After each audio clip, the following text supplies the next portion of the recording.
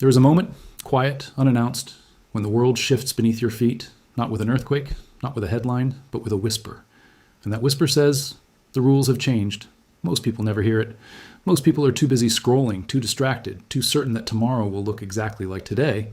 But you're here, which means some part of you already knows. Something has been pulling at you, a feeling, a restlessness, the sense that there is something you are supposed to understand and that the clock is ticking. Today, we're going to talk about silver. But more than that, we are going to talk about you. About the version of you who wakes up in 10 years and either says, I'm so glad I paid attention, or the version who looks back and whispers, I wish I had listened. This is your moment. Don't let it pass. Let me tell you something most people will never admit. Wealth has never been about how much money you make. It has always been about what you do before everyone else realizes what's happening. The investors who quietly bought gold in 1999 when the world was laughing at them and screaming about dot-com stocks, they weren't lucky. They were early. The people who bought real estate in 2010 when the news was full of doom and nobody wanted to touch a property, they weren't brave. They were paying attention. And the people who are quietly, methodically accumulating silver right now, in a world flooded with debt, inflated currencies, and technological hunger for precious metals, they are not lucky either. They are awake. And this is what I want you to understand deeply before we go any further. The greatest financial decisions in history were never made in crowded rooms. They were made in quiet moments by people who trusted their own research over the noise of the crowd.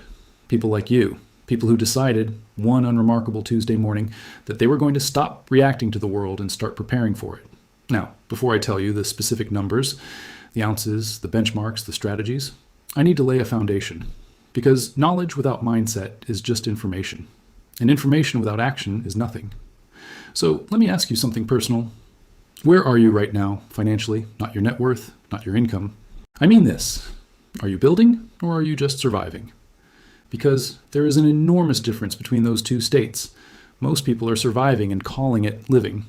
They get a paycheck, they pay their bills, maybe they have a small savings account that barely keeps pace with inflation, and then they tell themselves they're doing okay.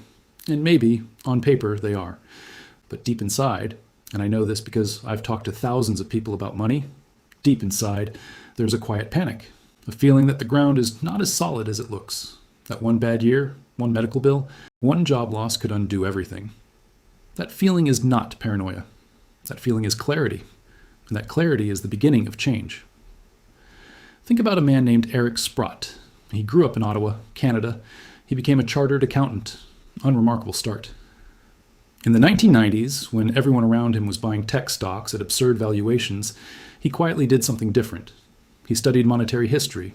He read about what happened to currencies in Rome, in Weimar Germany, in Argentina. He started buying physical gold and silver at a time when his peers thought it was the investment equivalent of wearing a tinfoil hat. By the mid-2000s, he had built $1 billion wealth management empire, largely on precious metals. Not because he had a crystal ball, because he read the patterns.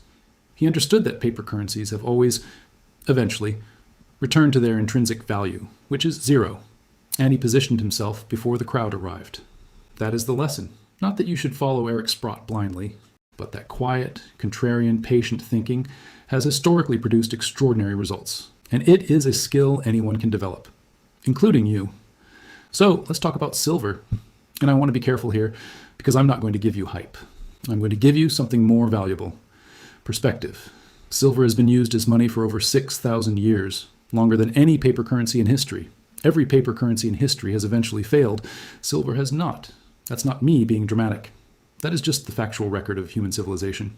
Now, does that mean silver will always go up in price tomorrow? Of course not. Markets are volatile. Silver can be wildly unpredictable in the short term. But if we zoom out, if we look at silver not as a trading vehicle, but as a store of value across generations, the picture becomes very compelling. Here is something most people don't know. Silver is not just a monetary metal. It is an industrial metal in a way that gold is not. Right now, as you watch this, solar panels are being installed at a record pace around the world. Electric vehicles are being manufactured by the millions. Advanced medical devices, semiconductors, water purification systems, all of them use silver, and the supply of silver is tightening. The world's silver mines are producing less than they did a decade ago. Recycling rates cannot keep up with industrial demand. And above-ground silver stockpiles, which were enormous in the 1990s, have been drawn down dramatically. This is not a conspiracy theory. This is published data from the Silver Institute, from commodity analysts, from mining companies themselves. What we have is a convergence, a metal with thousands of years of monetary heritage, combined with explosive modern industrial demand, combined with tightening supply, and most people are still focused on stocks, crypto, and real estate, completely ignoring what is sitting quietly underneath their feet. The question is not whether silver has value. The question is whether you will act before the rest of the world notices. Now, let's get practical. You've probably clicked on this video wondering about specific numbers, and I respect that. You deserve clarity, not vagueness. So let me give it to you. Financial analysts who specialize in precious metals often talk about something called a core position. This is the baseline amount of physical silver, actual, hold in your hand, real silver, that a person should own as a foundation of their financial security. Not as a speculation, not as a get-rich-quick gamble, but as a foundation. A hedge against currency debasement, economic disruption, and the slow, quiet theft that inflation commits against your savings every single year. The consensus among serious precious metals investors tends to fall in a range. And I want to give this to you not as a hard rule, but as a framework, because your situation is unique, your income is unique, your risk tolerance is unique. For someone just beginning their journey into precious metals, the common starting benchmark discussed among many financial commentators is somewhere in the range of 100 to 200 ounces of silver. That's a starting point, a foundation. At the time of this recording, that represents roughly $2,000 to $4,000 in physical silver, an amount that, spread over 6 to 12 months of deliberate, consistent purchasing, is achievable for most working people who are serious about building wealth. It is not a number that requires you to be wealthy. It requires you to make a decision.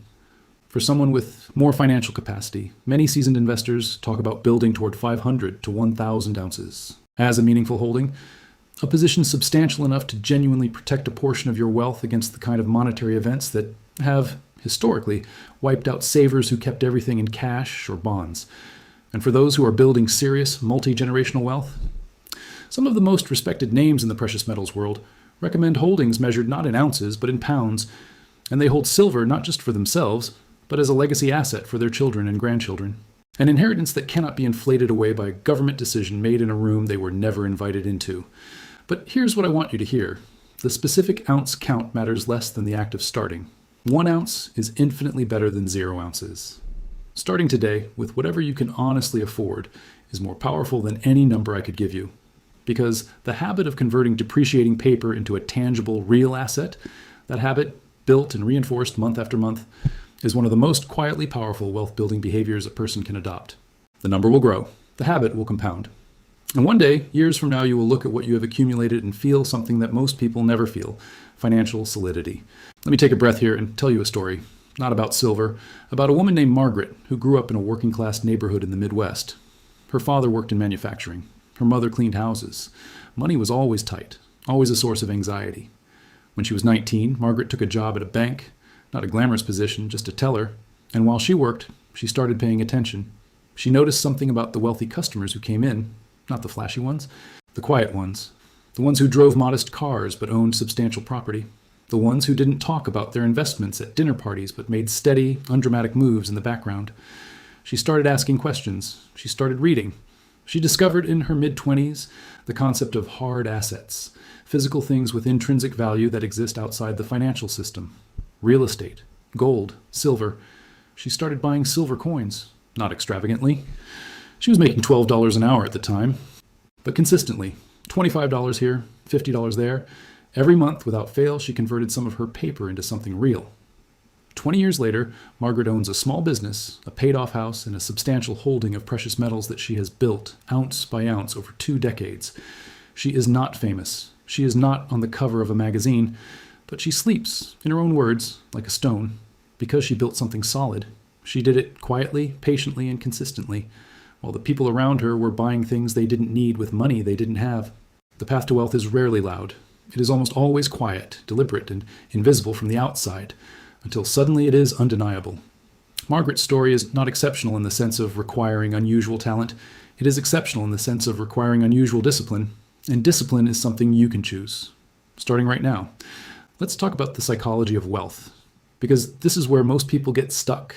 And I want to be honest with you. The biggest barrier between where you are and where you want to be is not information. It is not access. It is not even money. It is your relationship with uncertainty. Because building wealth, Real wealth, not the kind you flash online, but the kind that sustains you through storms, requires you to act before you are certain. It requires you to make decisions when the outcome is not guaranteed. And most people, raised in a culture that prizes safety and certainty, find that deeply uncomfortable. So they wait. They say they'll start investing when they have more money, when the economy is more stable, when they have done more research, when they feel ready. But readiness is a feeling that almost never comes naturally. It has to be chosen. Think about Warren Buffett, a name everyone knows, but a story most people tell wrong. The myth of Warren Buffett is that he's a genius who picks magic stocks. The truth is more instructive. Buffett has said repeatedly that his greatest advantage is not intelligence, it is temperament, the ability to be patient when others are impatient, the ability to buy when others are selling, the ability to hold when others are panicking, the ability to act on logic rather than emotion. He bought Coca-Cola stock during a period when many people were questioning the brand. He bought American Express after a scandal nearly destroyed its reputation. He bought during downturns, held during recoveries, and compounded quietly over decades. The lessons are not technical. They are deeply human. And one of the things Buffett has always understood, and this is relevant to every word we're discussing today, is the importance of owning assets that retain intrinsic value over time. He famously described gold as something that produces nothing, and he has been consistent about that view. But silver investors would argue, and there is serious merit here, that unlike gold, silver has industrial utility. It produces value not just as a store of wealth, but as a material input to the products and technologies the modern world cannot function without. Whatever your view on the Buffett gold debate, the underlying principle holds. Own things that have real, enduring value. Do not keep all your wealth in a promise. Keep some of it in something you can hold. Now, I want to walk you through something I call the 3 layers of financial strength. Because accumulating silver is not the whole picture. It is one powerful piece of a larger architecture. And understanding the architecture helps you know where silver fits and why it matters so much at this particular moment in history. The first layer is liquidity. This is your emergency fund. Cash. Accessible money that can cover 3 to 6 months of your living expenses if everything goes sideways tomorrow. No investing begins without this layer firmly in place. This is your foundation. Without it, you are one bad month away from having to sell your investments at the worst possible moment. If you do not have this layer yet, that is your first assignment. Not buying silver, not buying stocks, building your emergency reserve. It is unsexy. It is absolutely essential. The second layer is stability. This is where silver lives, where gold lives, where diversified, inflation-resistant assets live. The purpose of this layer is not to get rich quickly. The purpose is to preserve the purchasing power of your wealth over time, to protect you from the invisible tax of inflation, from currency crises, from the kind of monetary events that have historically transferred wealth from the unprepared to the prepared. Silver, as part of this layer, is not a gamble. It is insurance. Insurance against the failure of the financial instruments that most people trust completely without ever questioning. The third layer is growth, equities, business ownership, real estate, investments that carry more risk but offer more potential upside over long time horizons. This layer is where many people focus exclusively and then find themselves devastated when markets correct and they have no stability beneath them. The 3 layers work together. Each one depends on the others. Remove any one of them and the structure becomes fragile. Right now, I would guess that most of the people watching this have spent most of their financial energy on either layer 1 or layer 3, but have almost completely neglected layer 2, the stability layer, the hard asset layer. And that neglect is precisely what the current moment is calling you to address. Because we are living in an era of extraordinary monetary experimentation. Central banks around the world have printed money at a scale that has no precedent in modern history. Interest rates have been kept artificially low for over a decade and then raised dramatically. Debt levels, personal, corporate, governmental, are at historic highs. None of this means a catastrophe is imminent, but it does mean that having no protection against monetary instability is not prudent. It is, historically speaking, naive. Let me tell you about a young man named Javier, 26 years old, first-generation college graduate, working in tech in a mid-sized city. When he first heard about precious metals investing, his reaction was the same as many people his age. That's for old people. That's for preppers. I'll stick with my index funds. And for a while, that attitude was defensible. His index funds were doing well. The economy seemed stable. Then came a period of volatility. Not a crash, but enough turbulence to shake him. His portfolio dropped 30% in 6 months. He didn't panic and sell, which was the right move. But something shifted in how he thought about money. He started reading, not just financial Twitter, but actual books. He read The Creature from Jekyll Island. He read Ray Dalio's work on how debt cycles function. He read about the monetary history of nations that believed their currency was permanent, and then learned at great personal cost that it was not. And then he started buying silver, not dramatically, not all at once. He set up a simple monthly purchase, $50 of silver per month, through a reputable dealer. He also continued his index fund contributions. He also kept his emergency fund funded. He built all 3 layers simultaneously, proportionally. 2 years later, he has over 100 ounces of physical silver in a home safe. His index funds have recovered and grown. And Javier now talks about money with a calmness he didn't have before, because he has diversification, not just across asset classes on a spreadsheet, but genuine diversification. He owns things that exist outside the digital financial system, things that cannot be hacked, cannot be inflated away, and have been valued by human civilization for 6,000 years. He still drives the same car. He still lives in the same apartment. Nothing about his outward life screams wealth, but his financial foundation is solid in a way that most people his age cannot imagine. And that foundation was built not by genius, not by luck, not by a windfall, but by making a series of small, deliberate decisions and executing them consistently over time. That is the unglamorous, undeniable truth about how wealth is actually built. I want to talk about one of the most underrated concepts in personal finance, the gold to silver ratio. And I promise I'm going to make this accessible because it is genuinely fascinating once you understand it. The gold to silver ratio is simply the number of ounces of silver it takes to buy 1 ounce of gold at any given moment. Historically, over centuries and millennia, this ratio has averaged roughly 15 to 16 to 1. That's because in the Earth's crust, silver is approximately 17 times more abundant than gold, and for much of history, that natural ratio more or less governed the monetary relationship between the two metals. But here's what's remarkable. In the modern era, the ratio has stretched far beyond that historical average. At various points in recent decades, the ratio has climbed to 80, 90, even over 100 to 1, meaning that silver has been extraordinarily undervalued relative to gold by any historical standard. Many experienced precious metals investors consider a high ratio, anything above 70 or 80, to be a signal that silver is deeply undervalued and represents an exceptional opportunity. Not a guarantee, a signal, a data point that serious investors do not ignore. If the ratio were to revert even partially toward its historical mean, if it moved from, say, 85 to 1 down to 50 to 1, which has happened multiple times in living memory, the percentage gain in silver would significantly outpace gold. And if it were ever to return closer to its historical average of 15 to 16 to 1, the implications for silver's price would be extraordinary. This is why some of the world's most respected precious metals analysts have described silver as potentially the most undervalued asset on Earth. Not because they are silver salesmen, because the mathematics of supply, demand, monetary history, and industrial utility all point in the same direction. I'm not telling you to bet your entire financial life on silver.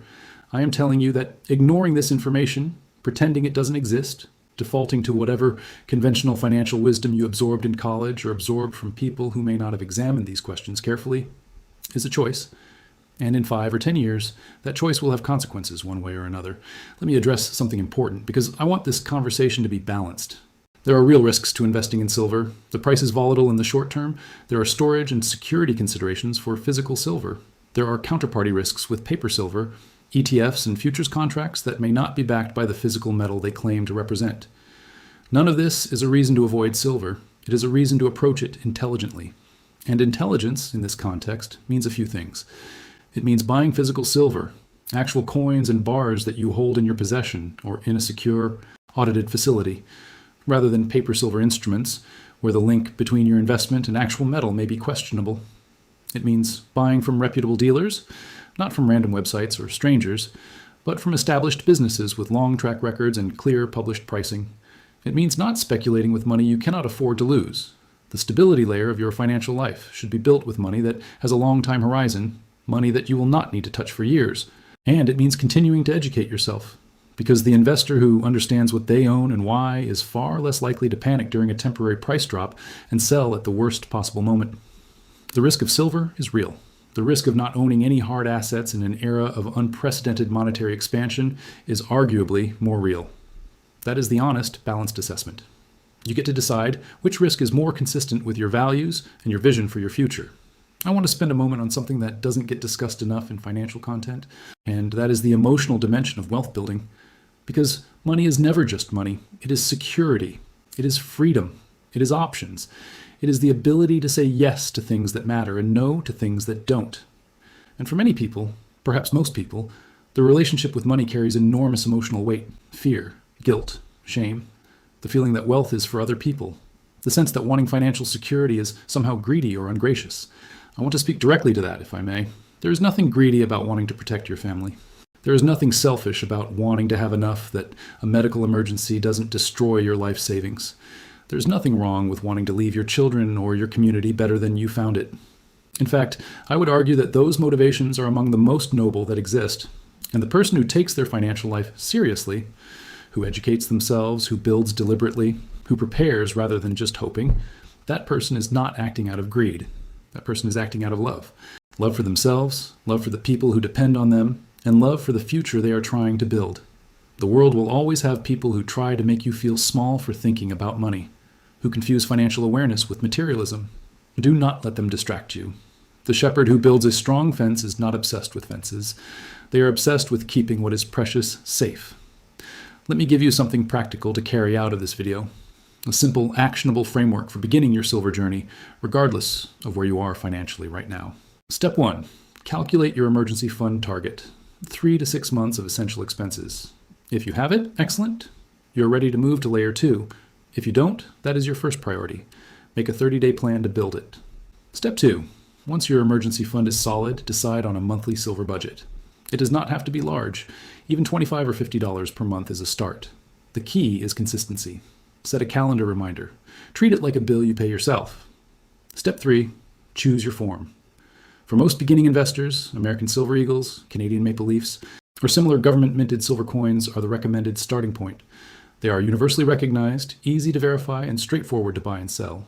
As you grow your position, you may add silver rounds or larger bars, which typically carry lower premiums. Step 4. Choose a reputable source. There are several well-established precious metals dealers with long track records. Do your due diligence. Read reviews. Understand their pricing, their buyback policies, and their storage options if you eventually want that. Do not cut corners here. Step 5. Create a simple tracking system, a spreadsheet, a notebook, anything that records what you bought, when, and at what price. Over time, this record becomes a source of deep personal satisfaction, a visible, tangible account of your discipline and foresight. Step 6. Be patient. Resist the temptation to watch the silver price daily and make emotional decisions based on short-term fluctuations. You are building for years, not days. The price tomorrow is irrelevant. The foundation you are building, ounce by ounce, over time, that is what matters. That is it. 6 steps. Simple, unglamorous, and profoundly powerful if executed with consistency. I want to close with this. History is not a prediction, but it is a teacher. Every civilization that has endured, every family that has maintained wealth across generations, every individual who has achieved genuine financial freedom has done so by understanding one fundamental principle. Real value is not created by belief. It is recognized by it. Paper currency has value because we believe it does. Stock prices reflect what the market believes a company is worth today. Sentiment, confidence, expectation, these are the forces that govern most financial assets. But silver was here before central banks. Silver was here before stock markets. Silver was here before every economic theory ever written. And silver will be here after trends and technologies and currencies that seem permanent today have faded into the historical footnotes of tomorrow. I am not asking you to abandon the modern financial system. I am asking you to supplement it with something ancient and proven. To add one layer of your wealth that exists outside the narrative of the day. To own something tangible in a world that is increasingly, sometimes dangerously abstract. You do not have to be rich to start. You do not have to be an expert. You do not have to be certain. You only have to make a decision, today, not tomorrow, that you are going to take this seriously, that you are going to begin, that you're going to be one of the quiet ones who acts before the crowd realizes what is happening, that you're going to be, in the words of every great investor who ever walked this earth, early. The ounces you accumulate in the months ahead will not just be silver. They will be physical proof that you took responsibility for your future, that you chose preparation over procrastination, that you heard the whisper, and you listened. That is the kind of person you already are. Otherwise, you would not be here. Now go out and be that person with your actions. If this video has planted a seed, if something I said resonated with you at a level that you know deserves follow-through, then I want to ask you for 3 things. First, give this video a like. It tells me that this kind of honest, grounded, non-hype financial content is what you want more of, and it helps other people who need to hear this find it. Second, subscribe, because there is so much more to discuss: the silver to gold ratio in depth, the specific dealers worth knowing about, the history of monetary collapses and what they teach us, the psychological habits of the world's most successful investors. We are only beginning. And third, share this with one person in your life who you know is working hard but has not yet discovered that there is a world of wealth-building knowledge waiting for them just outside the mainstream conversation. That one share might change someone's financial trajectory forever. You came here today for a reason. Trust that reason and take the first step.